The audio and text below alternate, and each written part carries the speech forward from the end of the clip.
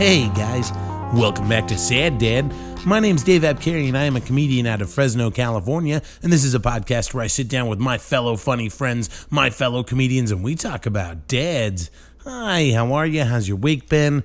It's been a fun week for me. Done some fun shows. I did for our regular Friday and Saturday shows. I actually stayed home on Friday. I just hung out with. I've been sick. I'm getting over this cold. I've had this cold. I don't think I've been irresponsible. I haven't really stopped. I just kind of like powered through it, but I think I made a couple people sick, and I am sorry.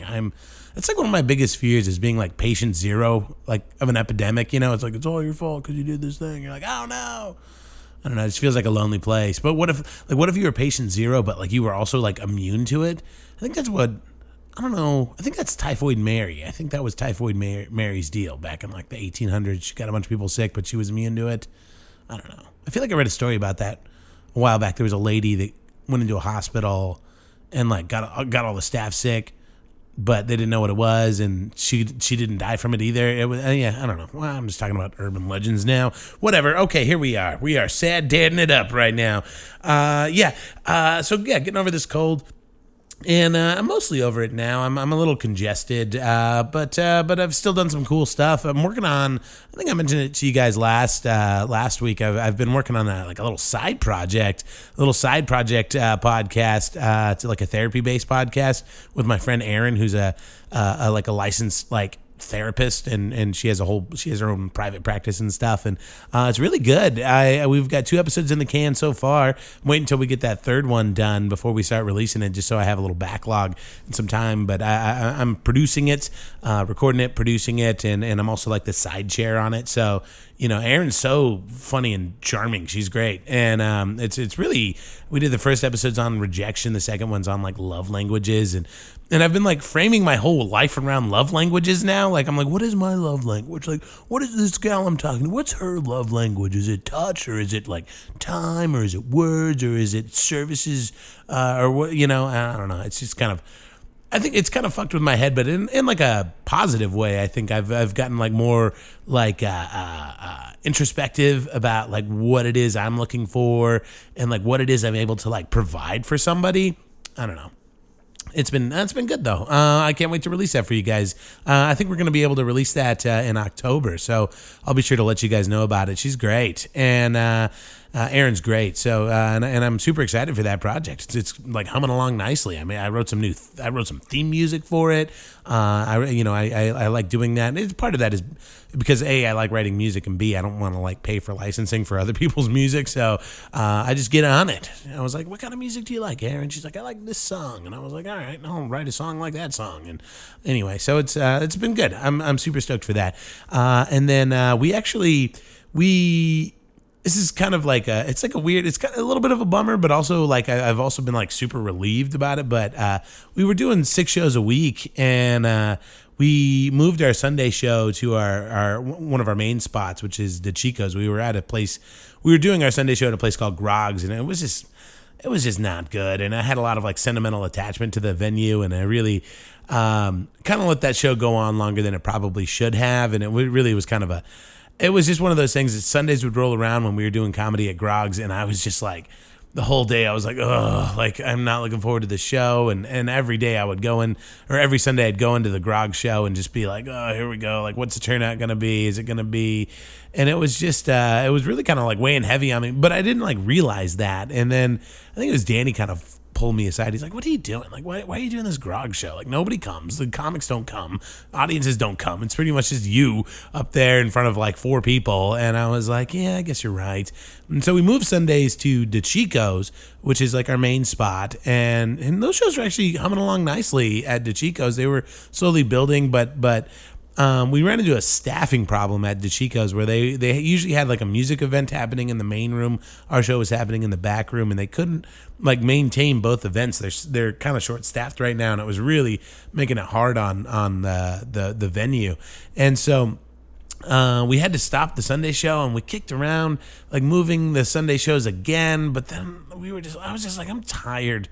I'm tired. Like, maybe I'll just take Sundays off. Maybe somebody else can start a Sunday mic and for the Fresno scene, and I'll support them. But yeah, so now I have Sundays off, which is actually kind of cool. Like, I don't know, it's a night a week. I don't have my daughter Abby, and I don't have comedy. It's like, what am I gonna?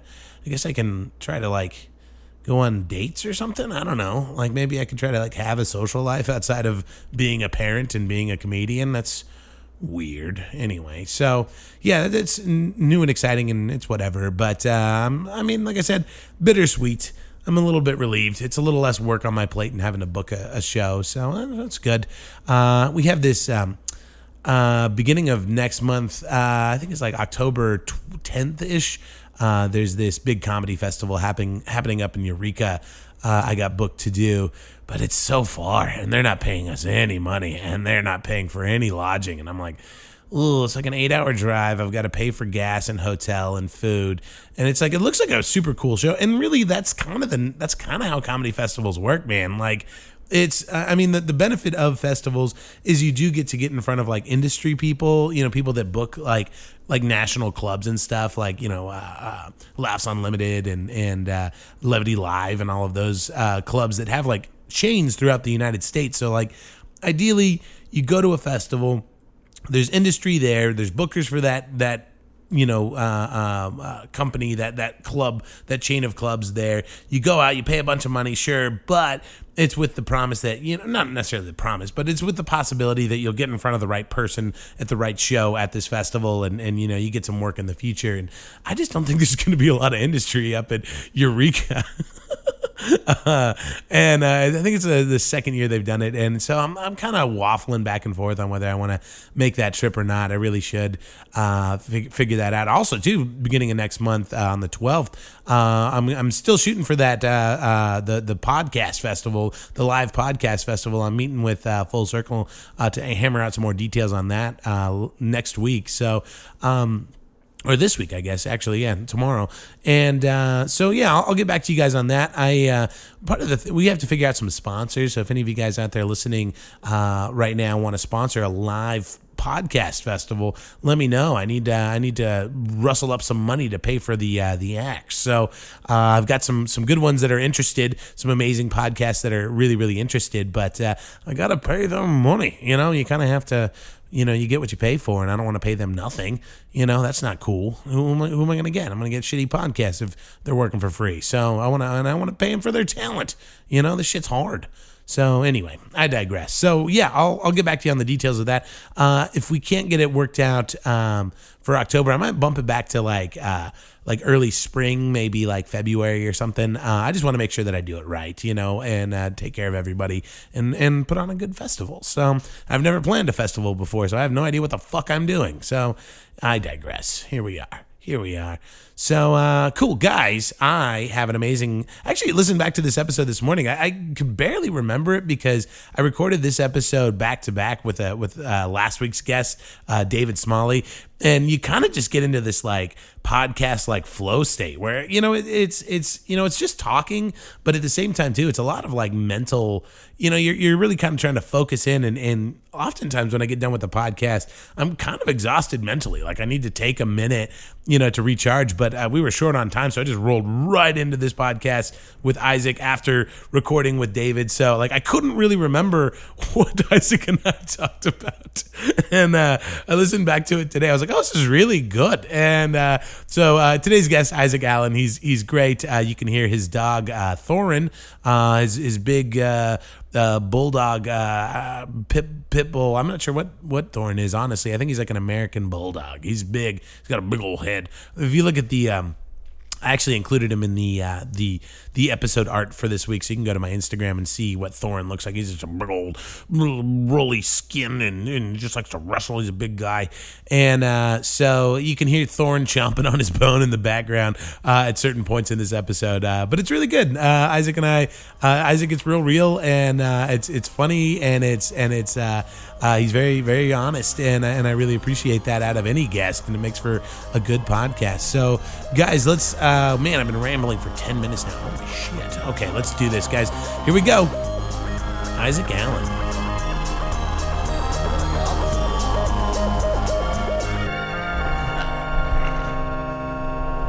Love that shirt. Oh yeah, no, that's real. Fucking. Do you have the headphones on? Oh, nice. Dope ass soundtrack. Yellow. Yellow. I like. I dig your shirt, man. Oh, I knew you would. That's why I wore it. I I was like, it. David's gonna love this. You and your dog. Your love of the Lord of the Rings. Thorin. Yeah. Well, I just did this whole podcast with your axe in my hand. Anyway, so my dad taught me this cool thing. Yeah. With we used to play catch with. I got an itch. I'm take the whole side of the axe and yeah, just picking your teeth. You know, he was a good dad. He figured out how to. Yeah. When was the first time we had you up here? Was it with? Are you recording? Yeah. Oh shit! I just saw. Okay. I come in hot, bro. We don't even. Gotcha. I like that. There's just no time to even think. I don't like thinking. I don't like it either. I do it too much. It kind of sucks. Yeah. No, yeah. I'm classic overthinker. Yeah. Which I blame my mom for. But this is not about her. This is the Sad Dad podcast. Yeah, right. Stay on topic, Fuck moms on this podcast. They don't matter. Oh, what? You gave birth to me out of your vagina? You get out of here. You go start a mad mom podcast. How dare you think podcast. you are owed things? A bomb mom podcast. That's what you... I like that. I think. Sad Dad and a bomb mom. I should do that for like or April bomb. Fool's. Yeah. I should do like an April Fool's episode where and then I have my daughter's mom host this podcast. I don't know. I don't know what's going on. I'm down. Yeah. I'm down. I don't know. What's Thorin doing in there? Thorin, what are you doing? You sniffing? Thorin, hey. The fuck? That's not your room, dude. What are you doing? You eating, don't eat the Play-Doh. You know don't go in that room. It was the first time you came up with Brian Simpson and Quincy? Was that the first time you... Brian Simpson and Quincy Weekly. Had you done Fresno before though, or was that your first time? It was my first time, and I was 5 years into comedy, and I was living in LA. I just moved like a year prior, and I knew Brian Simpson from San Diego. Oh yeah. Him and I were not like close, but we were just like we didn't run the same circles really either. I was kind of an outcast in the comedy scene, like pretty much everywhere I go. But I like hanging with the comics, but they don't like hanging with me. So like I don't like in passing, yes, but I never go do things with them. They always invite each other, and I'm just kind of like, all right, I'll just go jerk off again at home. Is that or where here? Is that where you started? Did you start in San Diego? Yeah, I started in San Diego. Oh no shit. Brian set the bar so high. Oh he yeah. said it was. I think one of the reasons I was able to ascend quicker than most comics there was just because of people like him and Derek Poston and like people who I started with or who had just gotten established there before I started were so good. Sultan Kazas, Brian Simpson, Derek Poston, Asan was there, Asan Ahmad. Who else is Eric Knowles, who I just featured for in Vegas for a week. Yeah. And he's got this great, I'm not going to give it away because he's got all this dad material. Did you shoot have him out here? I loved it. Yeah. Oh man. I love it. He's the greatest. But so where did you grow up though? Did you grow up in San Diego? I grew up in Indianapolis, Indiana. I knew that. I don't know why I asked that question. Indianapolis. What's Indianapolis like? What's growing up out there like? It's different, man. The way that I've had a lot of deep conversations lately about this, especially talking to Smalley. I'm like, I need to go to therapy. Like I started saying things out loud where I'm like, you know what? This is coming from my own brain. Yeah. Why am I hesitating on this? Medi-Cal, here I come. Yeah. It's like my parent. Here's the thing. I'm one of the guys who, my parents, both of them were phenomenal. They were great parents. I just didn't have anything working for me really outside of that. I was good. Like I was good at things and talented at things. But I was always afraid to dig into them because, I wasn't bullied too much. I was bullied a little. But what's almost worse than being bullied is just being ignored by everybody. Just not taking seriously. Almost like you're not a person. So I never really felt like a person, dude. Like it was weird. I was a little Asian boy with a bowl cut. And this is another thing I talked to David about that we'll get heavy into. Yeah. Like I was a little Asian boy with a bowl cut and I was a late bloomer. So I had this big round head. I was darker. I had no nose, dude. You see my nose now? This Jewy thing I got? I had no nose. Oh, okay. None. Wow. And a bowl cut that my mom fucking just gave me. And I was like, why are you turning me into a stereotype? Like, I mean, I know at least with Asians, it's like, if you have a bowl cut, they're just like, he's smart. And if my white side had kicked in instead of my Asian side early, they'd be like, fucking future serial killer. Yeah, it's just a totally different ball game with bowl cuts. So I ended up just like being kind of an outcast because I'm an only child too. Oh wow. So I wasn't accepted. It was mainly black and white people there. Mm-hmm. It was hard to fit in. Yeah. And all the Asians there that were there was like 3 in my school at any given moment, at any given grade. Yeah. And we didn't become friends with each other because we all had the same problems. We were all getting made fun of, and no one cared that we got made fun of. So that's why I do that new bit on stage about Asian men dating. Because I'm like, the really crux of the stuff I'm trying to lead into is like, no one cares about our problems.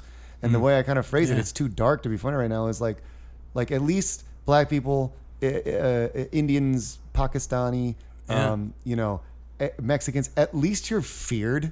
I would rather be shot at than just be like, oh no, let's make fun of that guy and then walk away. He's a totally non-threatening person. Shoot at me. I want to be threatening. I want to be fucking threatening. At least then I'm taken seriously. Yeah, right. Instead, you guys are like, hey, guess what? Isaac can't drive. Bye. It's so funny you talk about that too, like the plight of the Asian man. Because there was actually a great episode of the podcast Invisibilia where they talked about that very thing, and like just how we just as a society, we at least in Western society, obviously, Asian men are just kind of like overlooked like that. It's such a strange that's exactly thing. the word, is overlooked. Yeah. Like last night, even at the show, I was the headliner, and I had a great time, a great set. It was a weird night. It was a weird vibe. Yeah. And like, it's like it was just the one most annoying chick was the one who was hitting on me. The fucking most annoying. I hope she doesn't listen to this shit. I don't think she does. I saw the look on your face. I don't know. It's so funny too, because I was like, it was so funny. I was like playing like Wingman ahead of time. I was like, because they had come out to the show Saturday night, and I was like, hey, we got this really handsome headliner coming out tomorrow. You ladies should come out. And she was the one, one that was. He is so handsome, and I was like, "Oh, maybe I made this happen by accident." And like her jokes just made me cringe. There was not like and then she would talk about she'd like slip bits into conversation, and I'm like, dude, like you're already fighting an uphill battle here. Fucking don't. I mean, and I'm desperate. I'm fucking desperate right now. I'm just, dude. I'm sorry. You're fine. This makes it entertaining on podcast when you just fly off the handle. When we just talk shit. Look, man, you asked. That's the plight. That's the plight. Is I'm desperate, and I'm still like, I don't fucking want you. It's funny. I was talking about that to a friend. I was like, I don't understand how I can be so, how I can have commitment issues and be so codependent. Like I'm like, oh yeah, that's like, a very real thing. Yeah, I don't understand, because my dating life is a mess right now too, and so I feel you on that one. I very much envy your life though, in a lot of ways. I'm envying a lot of other people's lives right now, and I think I need to just stop and enjoy their lives instead of be envious, because like I grew up in Indianapolis, so I understand. It's a great sized city. It's just big enough and just small enough at the same time. Yeah. The only problem is it's in Indiana. That's the only problem with that city. It's got a cool, like when I saw the water tower on Clovis yesterday, and I was stoned, and me and Isaiah were just staring, and I was like, bro, I just miss water towers. And he was like, bro, I understand that. And I was like, yeah. Just seeing the logo and just like, that's where all the water comes from in this little ass town. In LA, they're probably all charred and burned because the water's made out of human. I love Isaiah. Failure. I know. I love that he totally got where you were coming from. Oh, dude, we had a ball last night when we were baked. Yeah. You guys got home so late last night. I was like, oh, okay. Yeah. I was like, well, I'm glad they're having fun. I like watched a couple episodes of Mindhunter, and then I literally went to bed. I was like laying down as you guys pulled up. So I was like, oh, all right. And that was like 2, and then you guys ended up staying up till 4 playing Tetris and stuff. So it seemed like you guys are having a good time. Yeah. Makes me happy. Good. But what I was going to say was when you were talking about, what were you talking about with the, what was I saying? Oh, we were talking about the small Indiana, small scene, water towers, and you like miss that's why I envy stuff like this. Like I was telling David earlier today, I was like, I might just like just be like, bye, Dave, when we leave, but secretly just give you the keys, and I'll like hide in his like kitchen or something in a cabinet, and then just pop out and be like, I live here now. It's so funny. Like I feel like I've been like pitching a timeshare lately, like to LA comedians. Like, look, you could come up here. We could perform 6 nights a week. We could rent is cheap. You know, you could get a job. You could. Bro, I had a full-on existential crisis. Did you? When I went to Vegas. And I'm like, I've busted my ass to do these shows and get this far. I'm 7 years in, and I've been busting my ass so hard, and I should be happy that I'm here, and normally I always am. And I just halfway through the week, I was like, dude, I'm so over this. And part of it was because the crowds were being a little weird on Tuesday and Wednesday. Monday they were fun, but I was so tired from this is the in show. Vegas you're talking about? Yes, in Vegas. Yeah. And then I just was like, my DJ Sandu showed up. Oh, yeah, Another very funny DJ's the comedian. best. Yeah. It's awesome.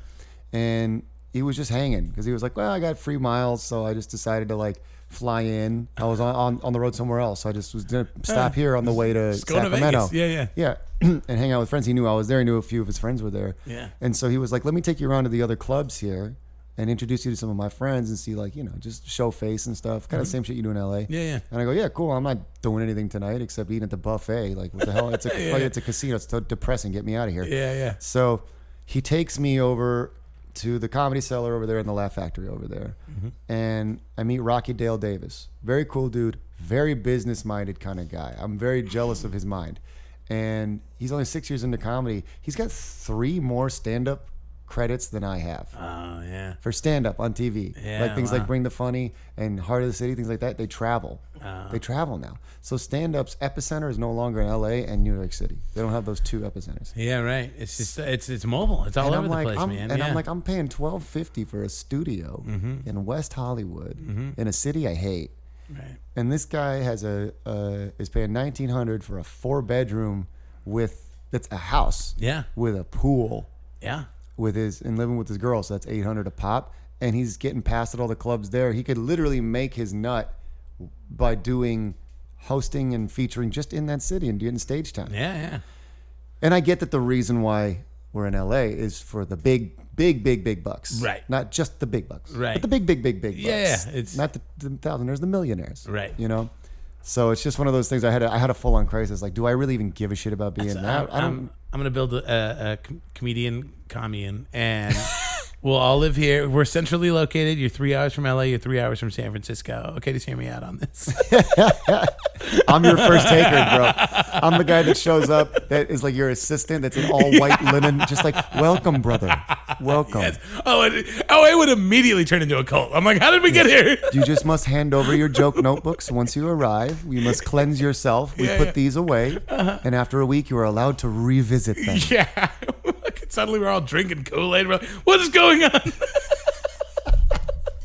How did we get to this? I don't understand.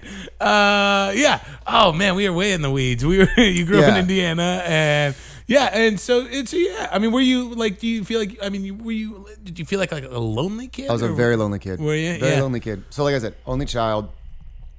Looked way more Asian when I was a kid, so I just got picked on a little more, and I was much smaller. Yeah. And then.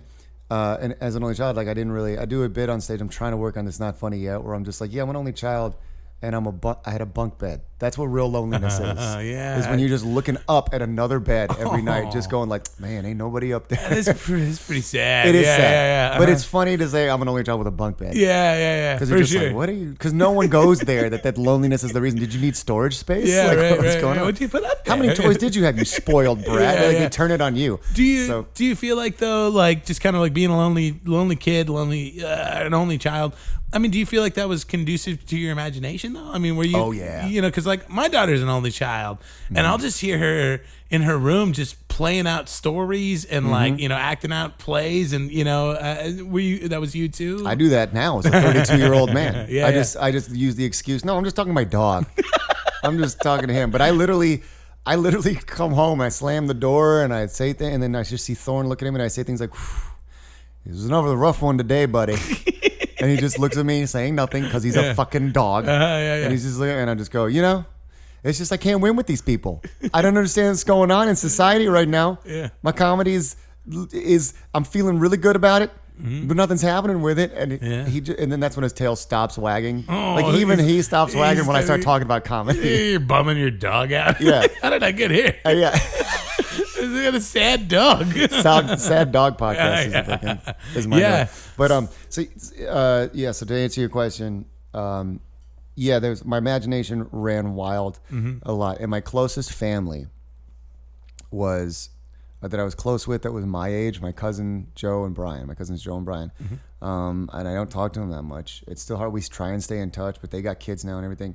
Lived in Flint, Michigan, so that was 300 miles away. Was my closest relatives that weren't my parents. So I'm very close with my parents, but excuse me, I just don't have any way of just like sort of, I don't have a home really. Like Indianapolis, I kind of consider my home, but Louis C.K. used to do this bit where he was like, talk about coming from Boston and people cheer. He goes, every time I say that, someone cheers, someone boos, and I just want them both to fuck themselves in the because it's like civic rivalry and civic pride is the dumbest shit. He goes, everything that was ever bad that happened to me happened in Boston. And I'm like, yeah, so many good things happened to me in Indianapolis and so many bad things. Yeah, things that I like will remember forever. Yeah. And I'm just sitting here going, my parents don't live there anymore. Most of my friends moved away. Right. So my parents live near Seattle. I got some family there. I had some family in New York City.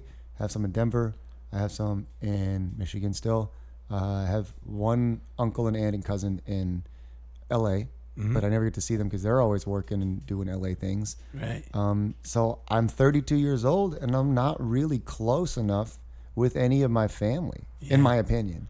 Right. And they love me. I know they do, and they try, and I kind of try, and like we kind of try to link up, and it just it's just a bummer because then I'm like, if someone was like, maybe you should just if I give up on my dream and I pack up and go back home, I'm like, I don't know where that is. You're kind of like working. I don't have one. Yeah, there is no safety net. Yeah. And I wasn't built to be a vagabond. I wasn't. I embrace that lifestyle. I enjoy it, but I wasn't built for it. It gives me anxiety and huge nervousness. Sure. Yeah.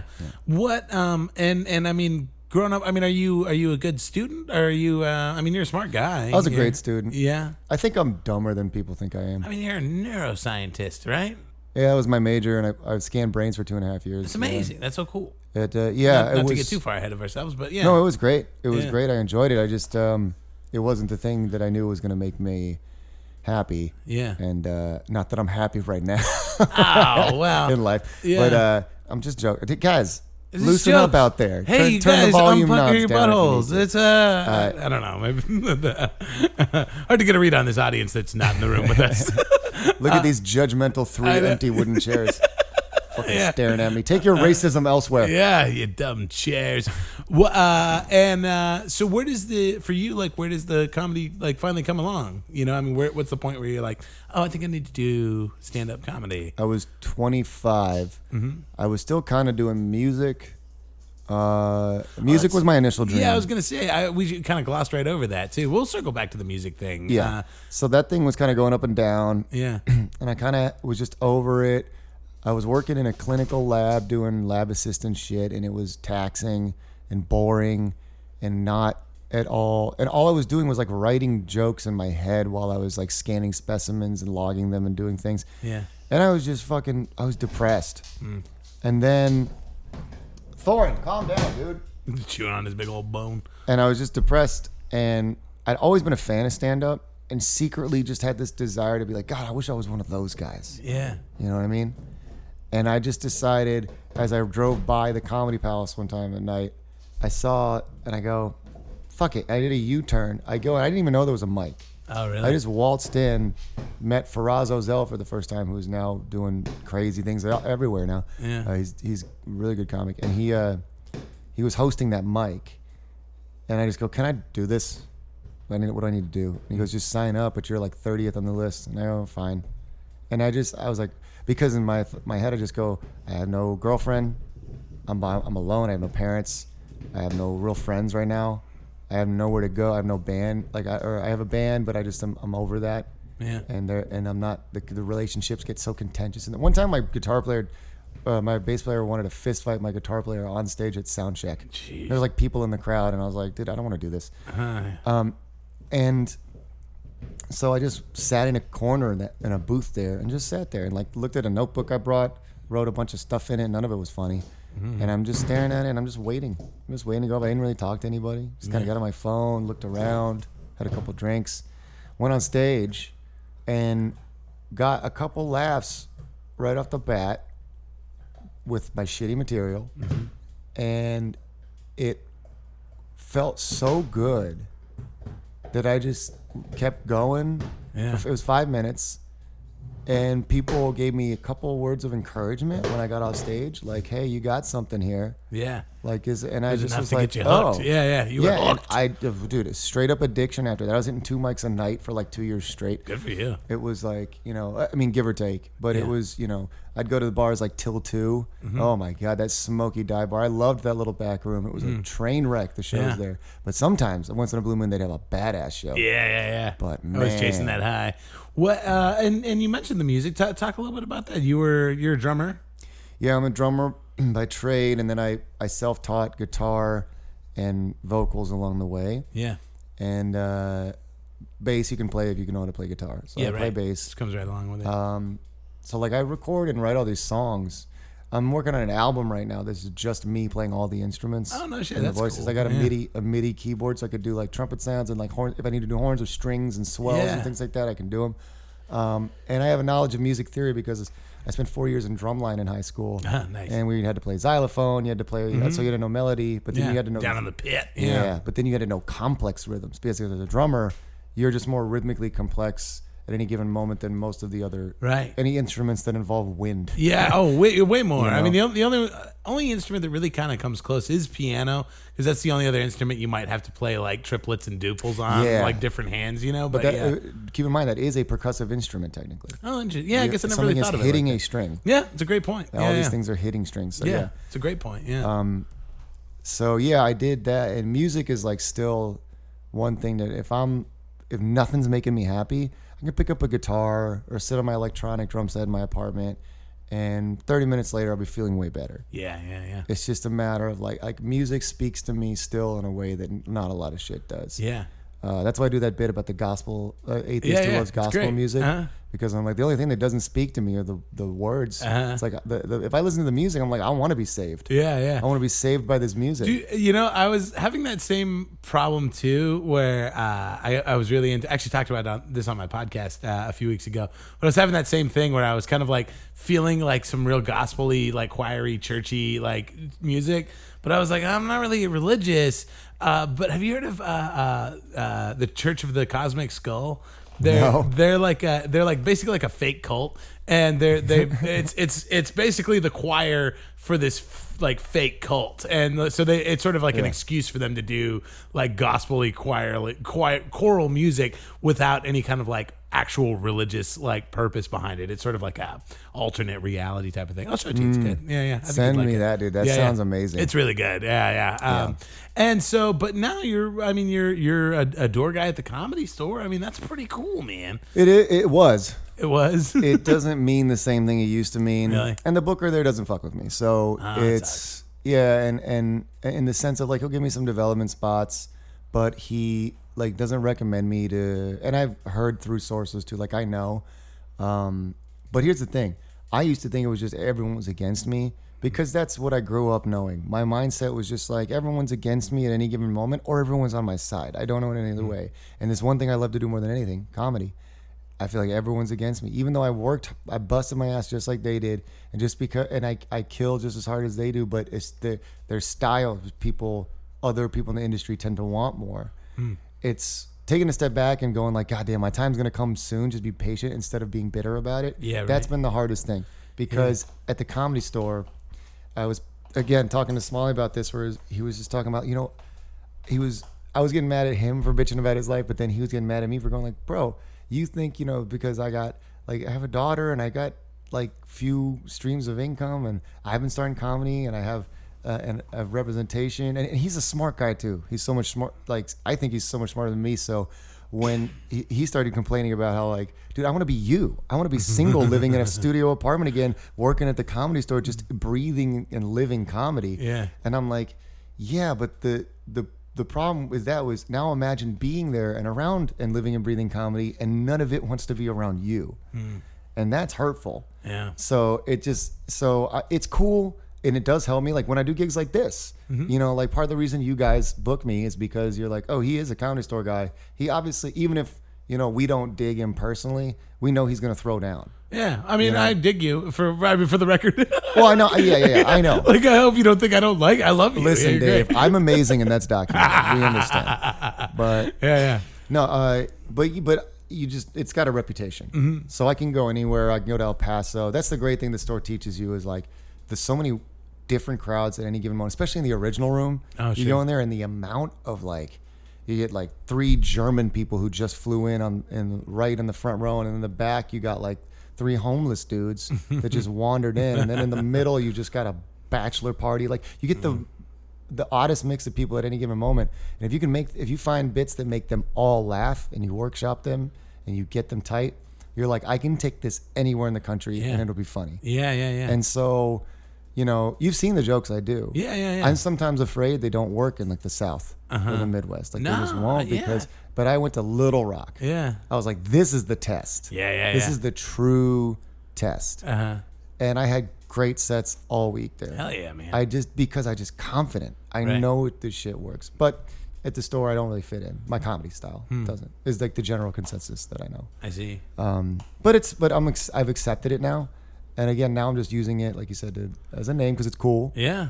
I mean, everybody always speaks highly of you. I mean, if that means anything to you. I mean, I wish it didn't, but it kind of does. Yeah. I mean, I don't know. I've never really heard anything bad said about you. You know, I mean, I've heard shit talked about a lot of people, but not really ever you. So I don't know. I talk more shit about me than I think you does. do. Honestly, I shit all over myself. It's a problem. I'm working on it. I'm working on it. No, it's good.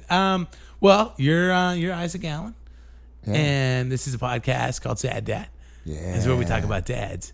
And you have a dad. I'm a sad dad with no kids. Yeah, man. You're a sad dog dad. That's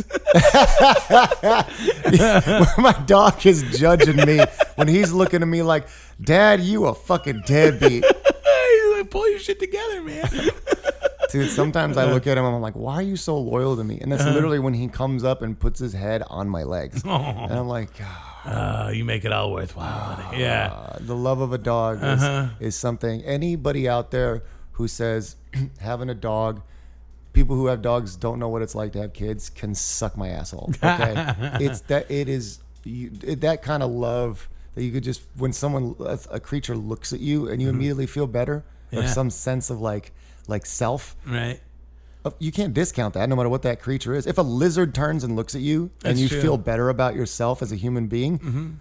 Yeah. That 3-year-old kid's not going to do it, and that lizard is, then that lizard's your kid. I don't know. All right, cool. That's fair. I'm not always right, but I always try and be funny. You know what, man? I love it. I adore it. And where was your dad from? Indiana? Where'd your dad grow up? No, so my dad grew up in Flint, Michigan. Oh, okay. He was the black sheep of the family. 6 kids. Wow. Mother, very active in the church. I think Presbyterian, I want to say. He's a Lutheran or Presbyterian. And I always get those two confused for some reason. They sound nothing alike. Yeah. And his dad was the pastor, or became the pastor of the church. When he was a kid, I don't think he was. They were just both very active in the church. And my grandmother played the organ in the church. So all there was just dude. I still go back and there's Jesus painting photos. Fucking, you remember when you saw Jesus? remember Jesus? Holy shit! Saw him in Thorne's butthole earlier today. Yeah, dude. And he had a lot of crumbs. On his beard. They had like paintings of Jesus and fucking photos there. There's crosses everywhere. There's like wisdom things and hymns and little books on the back of the toilet that are like, read this while you're singing. It's like fucking, whatever. And but the thing is my grandparents were also good people. They were very good people. They did everything they give back to the community. They were, Flint's a place that's like Detroit. There's racially tense areas and stuff. And my parents were very accepting of black people. That's the white side of the family. So they were very accepting of like black culture and everything there too. So, and any race. Like when my dad brought my mom home, it was no big deal. Yeah, it's so weird to have Yeah, that. I guess we should mention to the audience, you're mixed race. Yeah, my mom is Chinese. So here's the deal. My dad's a white guy from Flint, Michigan. My mom's Chinese from Hong Kong. They met at college in Hawaii because my dad was cool. like, I'm starting to do a thing on stage where I was like, my mom escaped Hong Kong at 19 because she was like, I'm tired of this male-dominated society where I can't get ahead. It's the size of Rhode Island. It's an island with 7 million people or something right now. I need to get the fuck out of here and make some of myself. I'm going to Hawaii. And my dad was like, Flint, Michigan sucks. I'm going to Hawaii.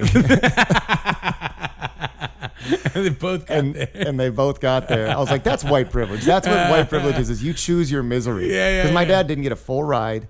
He got a full ride to MSU and turned it down because he just wanted to get the fuck out of Flint. Oh, wild. It was just like my mom's reasons were like, my culture shuns me for being a woman. And my dad's, they're not completely all the reasons, but that's one of, and my dad's reasons were like, I mean, the neighbors are a little too Christian and the weather sucks, so I'm just going to go to Hawaii. I can read on the beach and be homeless. Like my dad is I wish I was more like him every day. Really? Every day I wish I was more like him. Yeah. And I even look like him. Yeah. Yeah. Everybody that meets him, they're just like, how are you Asian and you get your eyes from your dad? Oh, funny. Yeah. He has these small little like Asian-y eyes, like these down like Native American, almost sort of like sunken at the corners kind of eyes. And I have the same exact eyes as him. So when I stand next to him, people are just like, they're carbon copies. One's older, one's younger. Yeah. And my mom's like, no, he looks like me. He's Asian. How can he look like him? Yeah. And because the Asian genes are just stronger. People look at me and they know I'm something. Sure, yeah. But they met in Hawaii at college.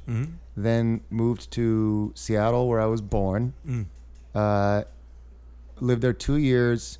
No, moved to Colorado, sorry. Because my dad went to grad school. Then moved to Seattle, which is where I was born. Lived there 2 years. My dad got a job at Eli Lilly and Company in Indianapolis. Oh, yeah, I know Eli So, Lilly. We yeah. have that place. Yeah, we have those here. Yeah, he actually helped design he got a patent Oh, really? because he helped design the delivery of the drug relaxafine through inhalation instead of injection. Oh, wow. So basically, you don't have to shoot up that drug to like get in your system. You can just breathe it in now. Like he helped discover that's that. rad. Yeah. Yeah, and he posted up that patent on the wall. I was like so proud of him. I was like, yo, that's good for dope. him. That's Yeah, dope to have a patent. Yeah, how rad. Not yeah, a lot of people have that. You shit. know who else had a patent? Albert Einstein. Yeah, so way exactly. to go, Dad. Yeah. Fucking, yeah, exactly. Yeah, Stephen Hawking probably had 18,000 of them. So. Elon Musk, and then my dad. Yeah. That's right. And so, I mean, and growing up, I mean, I know you mentioned that he had a big family.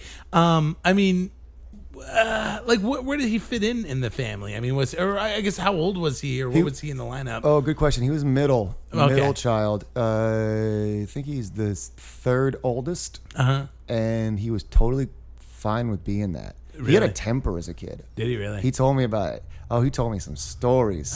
Stories. My Aunt Terry was always kind of a bigger woman, taller. She's like 6 foot. Oh, wow. And she was always a little thicker and everything too. And so at one point, when my parents, there was no helicopter parents back then, especially in Flint, Michigan.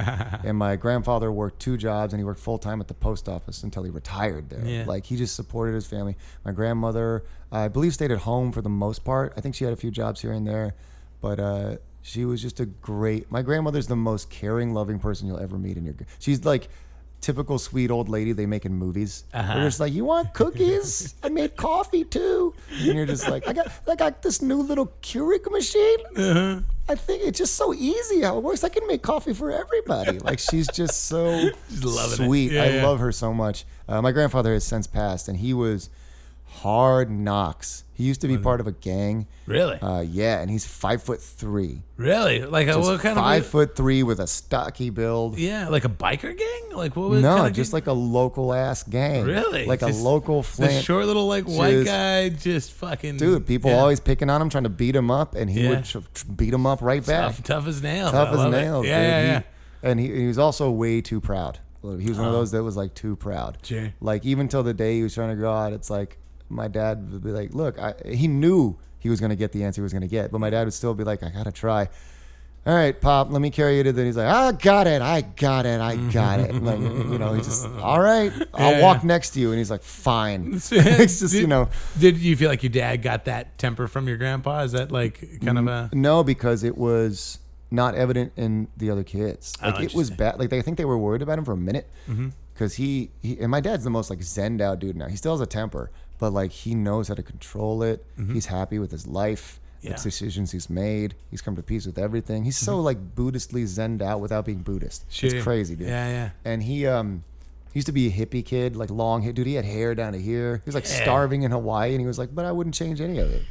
Like, dude, the locals were picking on me for being white. They'd push me around and beat me up, and it's like, I'd sleep in my car on the beach, and he was like, but it was still better than sleeping in fucking Flint, Michigan in a bed. And I'm that's like, real. Damn, yeah, that's really real. Yeah. And so he was the black sheep in the family because he not only did he have a temper, but he wasn't religious. So on the temper thing, so a couple of the stories I heard was he was chasing my Uncle Mike, like took something of his and was running around the kitchen going like, I got you. And my dad's chasing him around the center island, right? Kitchens when they have center islands. Yeah. Chasing him around in circles. And my Aunt Terry's supposed to be babysitting them. And she's just like, guys, stop it now. And like they wasn't listening. My dad's just getting infuriated. So she just sits on my dad. She just grabs him and sits on him. And my Uncle Mike starts to run out the door. And my dad's just flailing. He's so furious because he can't get up, and now he's like being sat on by someone bigger than him. He's just fucking the temper is real. And he sees a knife lying next to him. Oh no. He grabs it, flings it towards the door, and it gets in the middle of my Uncle Mike going laughing. It just goes and gets lodged in his side. Oh my god. And he was like, he immediately went from and just like took off running in circles around the yard. And my dad was like, and my Aunt Terry was like, what? Like she sat up off of him, and my dad was just like, business as usual, like walks away. God damn. And he was like, I think that's the one where I got home. My grandpa literally had his belt off before he walked in the door. Holy shit. And there was another one where he was with Aunt Terry, and this is like when I thought my dad might have been a psycho, because he's with Aunt Terry.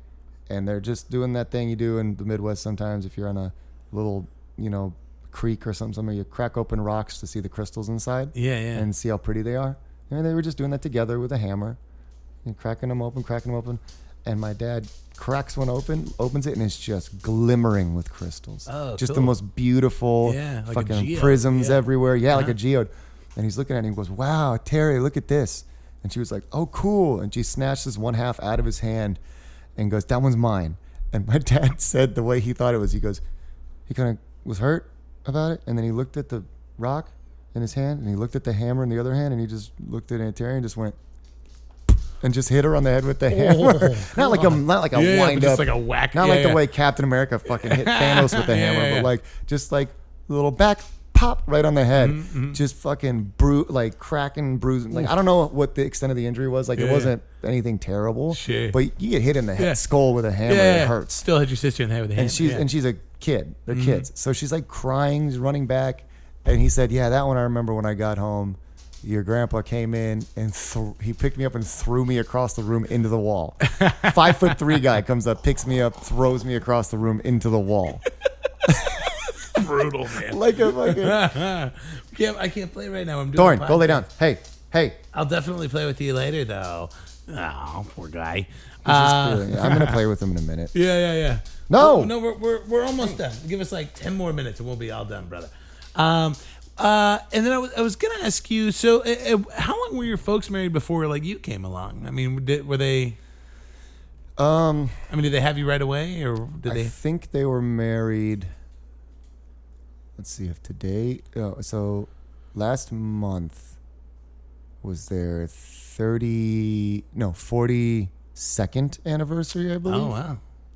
I could be wrong. I'm at least 3 years in range, plus or minus 3 years on that one. And I'm 32, so I think they were married like 10 years. Yeah, before you came on. They got married pretty young. Good for them, though. Kind of like living their best married life before, bringing a, Yeah. My parents are very, despite how different they are and how much they argue because of the cultural differences, and they've come to terms with a lot of that over the years, of course, because they love each other. But they were very keen on having the same outlooks on the important things in life. Yeah. That's why they stayed together. Anybody out there who's listening, with dads, moms, otherwise, when you wonder why you can't make a relationship work, and you feel like, oh, I've got so much in common with this person, and we feed off each other so well, and like, you're saying things that don't matter. Yeah. What matters is, as far as in common goes, is core beliefs, things that are important in the grand scheme of life. Are those the things you believe? Not that you have a mutual love of Harry Potter, not that you have a mutual love of Lord of the Rings, not that you both like the Indiana Pacers, or whatever it is. It's like, oh, do you agree on how to raise a kid? Yeah. On how you should, when you should have the kid? Right. Do you agree on that? And that's why a lot of relationships fail, because people don't kind of understand that shit right off the bat, but they're like, fuck it, I'll take a chance. I'm falling for this chick, and she's like, I'm falling for this guy. Yeah. So I'll take the chance. Yeah, she's hot, and like Star Trek: The Next Generation. But if that's enough. Yeah, if you know you can't buckle to it and succumb to it, or that's a bad way to put it, compromise. Right. Then don't do it. Just save both of you a lot of trouble and get out. Yeah, that's real, man. So they both really agreed on that. They were like, we're not gonna have a kid and throw him into a world and then put him in the government system when he's not ready and leech off of other people. We're not going to do that. When they had me, they weren't rich by any means. Now they are. But when they had me, they were still working class people. My dad, a lot of times, he's the guy who puts me at ease when I go, why did I give up a promising career to be a stable, promising career to chase my dreams, and now I'm 32. What am I going to do? Go back to grad school? Yeah, right. It's barely possible. Things have changed so much. When I tell him things like that, he's like, Isaac, just remember when I tell you that story all the time about how when I was 30, he would tell me this when I was 30, 31, and now 32. He goes, when I was 30, I was still delivering papers. Yeah. I was delivering papers in Seattle, living with your mom's parents. And while we were getting ready to have you, and like, I might have even been born already. I think they might have been taking care of me and stuff already. And he was like, I got kicked out of grad school. That's another story for another. My dad, speaking of tempers, my dad jumped over. I remember he's jumped over the graduate advisor's desk. Oh, gee. Jumped over, got right in front of him in the chair, and he was like, and the guy's like, what are you doing? And he goes, oh, I'm about to beat the shit out of you. and because it was the reason he got kicked out of grad school was a really bullshit reason. I don't know how much he wants me to say or get into it, but the guy, someone fucked up his credits somehow, like in the system. Oh no! And told him he needed to take these classes when he didn't need to, and he didn't take these, and they were like, oh, you haven't been keeping up with your academics, so we have to expel you from the. And he was like, what? I've done everything you guys have asked from me, and the guy just kept saying, no, you didn't, and he just like wasn't even looking at him, just being dismissive. And my dad's sitting there going like, dude, I grew up so broke, and 6 kids in Flint, Michigan. My dad had 2 jobs. Fucking, we were getting by on what we could get by on. We could eat, that was good, but like, we didn't have any money. And like, I've worked so hard to get to grad school to become a biologist, and that's all I've ever wanted to do. I love biology, and now you're telling me I can't. You're dismissing me because you're ruining my career. My whole life was leading to this. Yeah. And now you're telling me I can't do it just because you guys fucked up. And that was when the guy finally said, no, sorry, I can't do anything about it. That was my dad jumped over the desk, and the guy was like, what do you think you're doing? And he goes, I'm about to beat the shit out of you. That might have been a different. There was a couple instances he had with. Either way, it's a pretty badass story. I don't know. Yeah. I mean, I'm starting to see why I pop off at people sometimes. Thanks, Dad. Was it? I mean, and kind of before you got into that though, you were talking about. I mean, like your dad sounds like he's been a pretty supportive, like force in your life. 100%. Yeah. My parents are great because they're supportive as hell. My mom, that poor woman, I put her through so much shit because, I mean, she will swear to this day that I'm a great son, but I feel guilty about a lot of things. There's a lot of guilt in the Asian culture, especially Chinese culture, and I still deal with some of it. I get over it a lot easier these days, but like, I mean, I think I probably still feel guilt from things that happened yesterday. You know what I mean? Like I feel guilty about the way I treated her a lot in the way I talked to her because we just butted heads so goddamn much. She didn't understand anything where I was coming from. To her, all the things I loved were not viable things to be spending time on. Yeah. You know, music, the arts, you know, comedy, Right. video games, nerdy thing, Lord of the Rings and Star Wars and Harry Potter. Right. Harry Potter was like later in life, so she was kind of on board with that too. She's like, I like these books. But also it's like when I was younger, I didn't, you know, you're immature, you're a teenager. You don't think about the things like, oh, English is her second language. Her culture is not this culture. She's still adapting. And this culture looks at her in very racist ways. And she has a very good sense of humor about it. And that's one of the things that I like about her. Is just like I'll catch her and I'll be in the car with her and she'll do like, all of a sudden be trying to focus on something and do 3 things in a row that make me think that we're going to die. And I'm just like holding on to shit like, Jesus, Mom. And she just kind of, she's just like, Lee. And then when she straightens the car back out, she's just like, oh, I'm sorry. It just keeps going. This little 5'4" Asian was like, ooh.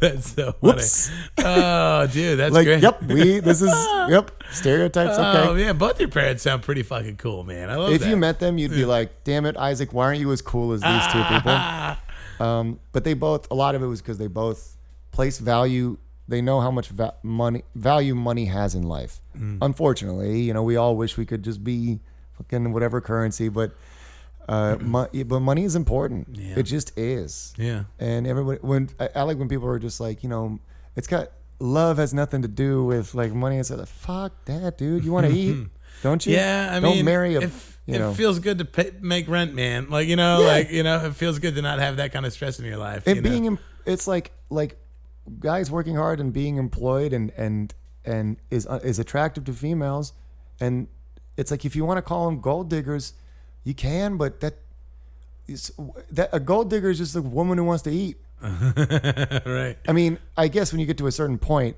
it's gold digger. But you can't call a dude who wants to. Then it's sugar daddy, I guess. Yeah, it's I guess like it kind of you goes get the to other get way. your sugar daddy and your whatever. But yeah, so that's they're both awesome. Yeah. That's great, man. Well.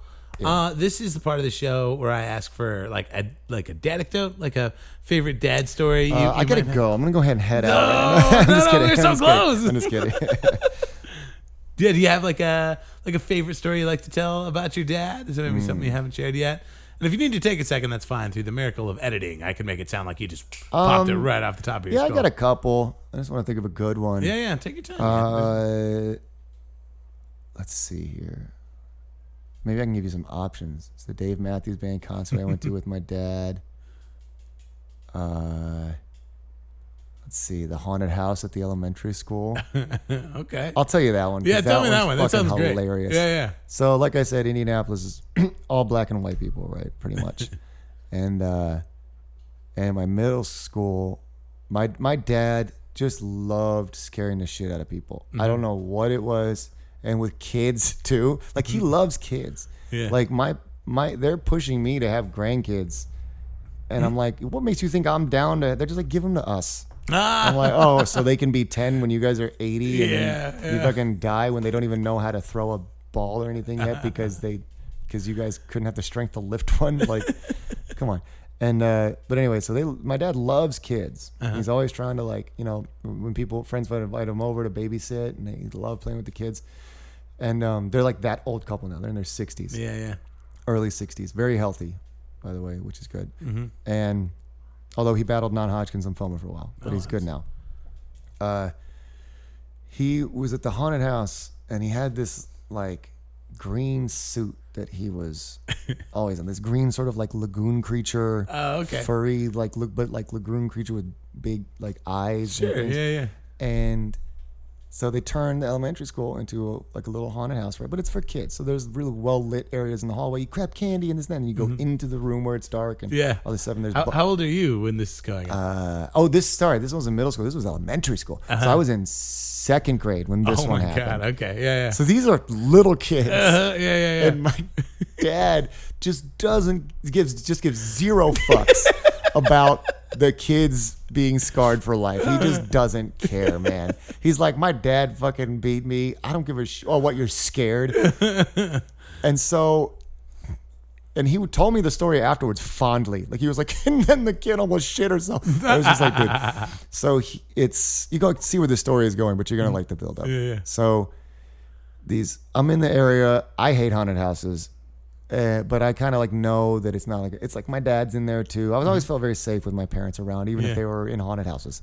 So I go in the room and I know which one's my dad. And so he doesn't, but I'm still going like, I wonder if he's going to jump out and scare me. That would seem kind of weird. He already scared me at home when I came home from school and he came out dressed in the thing. He was already dressed in the thing at home. He was ready to go. Yeah. Dude, every year he did that. He would scare the shit out of me. He convinced me that there was a phone, that there was a room of the house I was afraid to go in for like 3 years because there was a phone that it was probably just picking up a trucker signal nearby or whatever. This is back when landlines, kids. And it would just kind of go, and I'd go pick it up and hello, and it just, and I'm just like, all right, I don't know what this is. And just I'd walk away, it's hanging up and walk away and just like, and then like nothing for hours. Ooh. And then sometimes in the middle of the night it would do it. And finally one time I wasn't scared at all. And I just asked Dad, what is that phone? And he was just like, oh, that's the ghost phone. And I was like, what does that mean? And he was just like, the ghost lives in that phone. That's why it makes that noise. It's talking to you. That's why it's not consistent. It's just like, Yeah. And I was like, in that room? In the computer room? And he was like, yeah. And I was like, is it dangerous? And he's just like, I don't know. Like everything he did was non-committal to make me just think myself into the darkest place. Like, you haven't answered it, right? Oh, you have? You should be fine. Bro, at night, I would not go into that room for like 3 years. Oh, yeah. I don't blame you, man. It sounds terrifying as a 7-year-old. Because of this man thought it was hilarious to do it, which it is.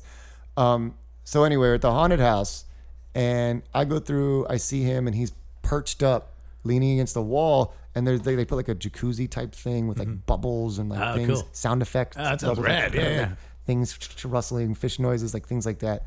And he's just sitting there like this, like a statue. So I'm like, oh, he wants people to think he's just a statue. So he's doing that.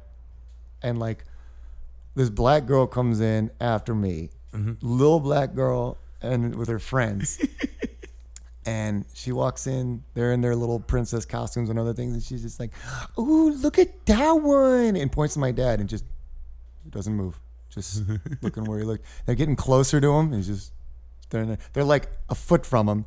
And he's like, wow, that one's kind of scary. And the other girl was just like, I mean, it's kind of scary. Like, I don't even know what the big deal is. It's just a statue. And like right when she says that, my dad jumps off the thing and just goes, ah! And they all went, ah! And like took off except the one girl who was like, not that scary. She fell to the ground in the fetal position and just started screaming, going, ah! Rocking back and forth, just shaking. And my dad was just like, ah! Yeah. Just staring at her. Just kind of stared at her like, all right, go ahead. Got him. This is what this is about. Yeah. Bye. And then just got back in his little pose. Just living his best swamp dad life. Living his best swamp dad life. That's great, dude. Oh, man. That's so... Isaac, you've been an amazing guest today. I hope. I'm rambly. I was rambly No, you're today. fine. It was perfect. If people want more Isak Allen in their life, where should they go? Where should they find you? Oh, Snap City. I'm headlining Joker's Comedy Club in Richland, Washington, August 29th to the 31st. I don't know if this is going to be... I think this should be out. Might be cutting it close. But you have a website, right? You have Yeah, my website is theisakallen.com, TheIsakAllen.com. That's where you can look at content and shit, but the best way to just see what I'm up to is Instagram. Excuse me. You got some really funny videos. Yeah. You make funny videos. Yeah, I make funny videos. I do this thing called Everyday Epic where I just do everyday shit, but I put the Avengers like theme music and put it in slow-mo to make it look fun. like brushing my teeth looks so intense. And like drinking coffee looks so intense. It's just everyday it's epic hot shit. Coffee, okay? Yeah. It's there's an element of drama to it. Oh yeah. I threw a piece of bread to my dog and he caught it in slow motion. Yes. Just like, it's so fun. I have so much fun doing them. Yeah. And then that's on Instagram, the Isak Allen again, the Isak Allen. Twitter at Isak Allen. Facebook, but I don't really use it. I'm trying to relaunch my podcast soon called Board with Comics. Yeah, it's so fun. BOARD with comics. Right. BOARD. And I had Dave on once. Me, Dave, and DJ. We played a Rick and Morty board game. Yeah, it was so fun. We played it all wrong, but it was still fun. Dude, when we finally figured it out, it was over. We're so tired. We were so tired, so drunk, and so hot. It was just like, dude. I think it was so. I had such a blast that night. If you go to my Instagram, you'll see a picture of me with long hair still on it, and I have my pants down and the Meeseeks box over my junk because I wanted to get that much further in the game. I was like, I had to do it. It was part of the game, but I was still like, I can't believe this is happening in my living room right now. Yeah. I was just like, guys, turn away. And you guys were like, like stone, turn away. And I was like, okay, now turn back and take a picture. And then they did it. And you guys did it. And I was like, now turn back away. And I put my pants up. Zipped them up. And it was good. Isaac, you've been so fun today. Thanks so much for being on, dude, man. I love you, man. I love you too. You're one of the coolest dudes I've ever met in the comedy scene. Oh my God. Thank you so much. Way cooler than Danny. Okay. He doesn't even listen to this podcast. So yeah, you can talk all the shit you want. Yo, Danny Mitch, book me, motherfucker. Yeah, all right. Thanks so much, man. All right.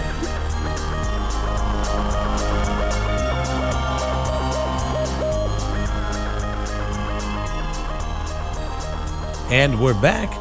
Isak Allen, everybody. He's great. Follow him on all the social medias. I really liked what he said kind of towards the end where he's talking about his folks.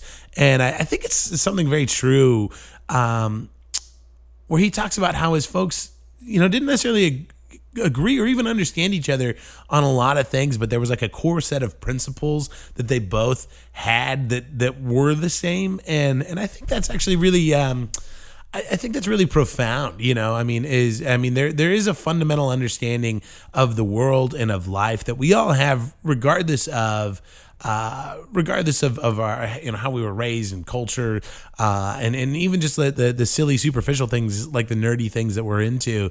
And I thought that was really interesting because, we do place a lot of value on, well, do they like the same movies that I like? And do they like the same hobbies I like? But really, when you kind of dig down deeper, and the more important stuff, the fundamental stuff, that's the really, really important gushy, mushy red stuff that we got to be paying attention to. So I actually have been thinking about that. He said that. I listened back to it this morning, and I've been thinking about that a lot. So cool. Thank you for sharing that, Isaac. That was great.